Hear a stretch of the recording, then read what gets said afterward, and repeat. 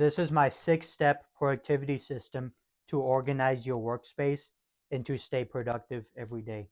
So if you have a messy workspace like this, that hurts your motivation because motivation comes and goes, but you need to focus on improving your work environment. So that way you can get a lot of work done even when you don't feel like it. Step 1 is the desk setup system. So for this, we're going to need a pen holder, and then we're going to get our pens that we use.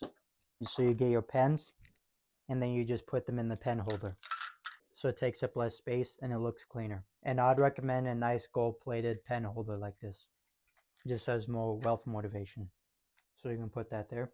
The next thing that you're going to keep on your desk is stuff that motivates you. So for this, we're going to use a nice plant. You can use a real one or artificial one. You can get something that controls your distractions, like a fidget spinner. You could get some that reminds you of wealth, like your dream car you want. Or you could get like a nice gold-plated notebook right here. So you're going to put these items on their desk. So I'm going to put this in a corner, and I'm going to put this on another corner near the pens. So it looks like this. Now the next thing that we're going to need is a mini table. So what we're going to do with this mini table is we're going to put everything on there that doesn't motivate us or that doesn't focus on one single task at a time. So everything else on your desk that isn't focused on one single task you could put on there. So like maybe extra papers, extra folders, extra notebooks. So that way the only thing on your desk is items that motivate you, some pens, maybe a fidget spinner, and then one single task at a time. So that's how you can improve your focus. So like let's say right now we could do free success videos. So you put this here. And if you have other items to do this habit, like let's say a laptop or a phone, you can also put that on your desk. And then everything else on the mini table next to your desk.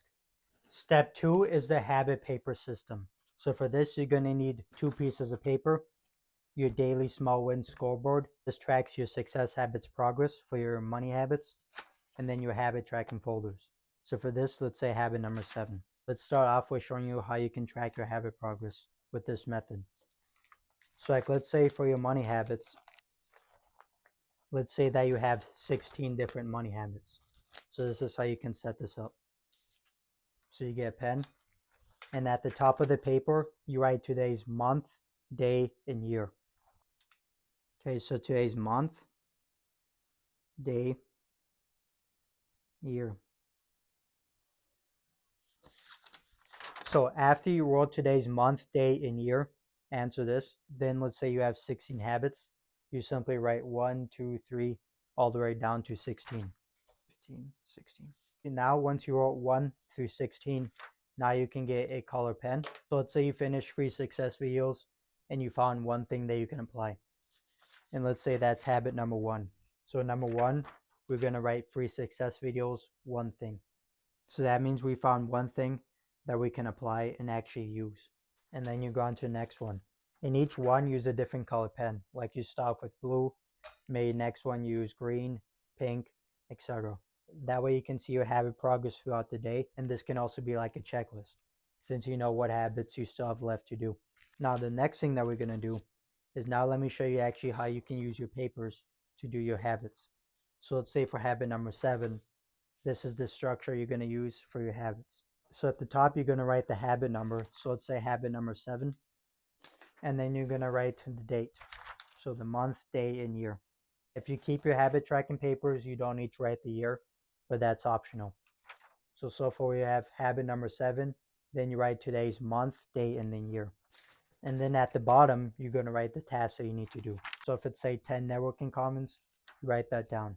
If it's let's say 10 business direct messages, you're going to say 10 business DMs, stuff like that. So the habit number, today's date, and then the tasks to do. Then you can start the task. So for your tasks that use paper, use this structure at the top of each page before you start. Step 3 is the one task rule. So this is a mindset that you want to do for your habits. So you might have 16 different habits and you might use 16 different folders for this. You don't want to keep all those items on your desk and focus all of those at once. What you want to do is you want to focus on one single task at a time and then keep going until that task is done.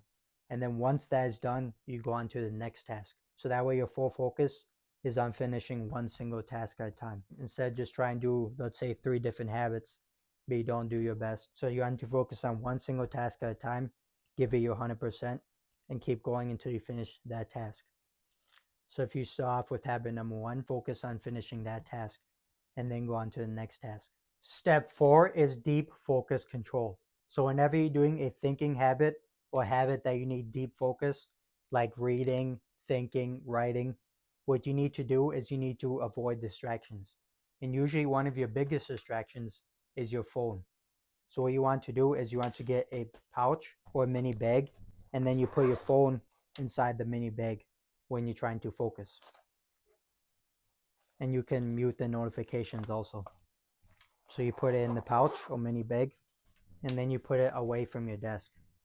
So that way you can focus a lot better on tasks that you need deep focus on. And you won't have your electronics distracting you. So if you have a laptop, you can also put it in your laptop case. Step 5 is daily habit order system. So for all your habits that you do daily, you need to know the exact order when you're going to do them. Some stuff is unpredictable, like using the bathroom, unexpected interruptions, but most of your habits, you want to have a predictable system. So for your morning routine, have a predictable order when you do them. Like like you wake up, then you fix your bed, then you use the bathroom. Same with your night routine, predictable order system.